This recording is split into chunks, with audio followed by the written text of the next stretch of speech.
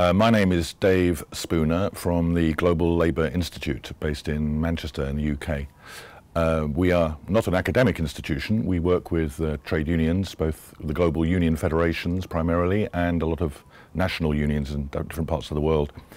Our focus is primarily around precarious work, informal work and political education. And I'm here today to talk about the work that we do with young workers, young trade unionists, particularly around the question of political education.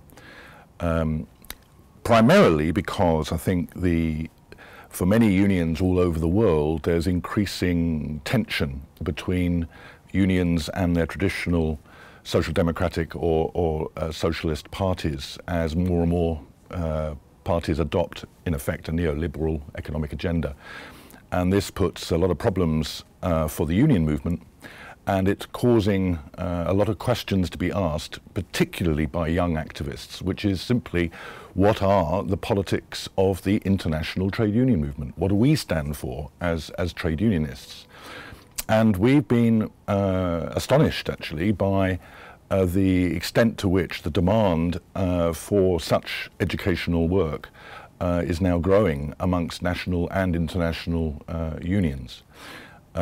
Primarily, we run an annual international summer school, not just in Europe, but throughout the world, where we have maybe 100 people from 30, 40 different countries, half of whom are under the age of 30.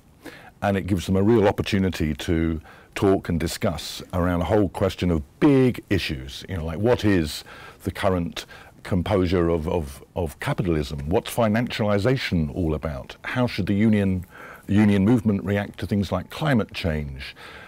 What is the future of the trade union movement when you're looking at so many people, young people especially, facing a world of precarious work, which for many looks like a permanent state of affairs, or at least as far as the eye can see.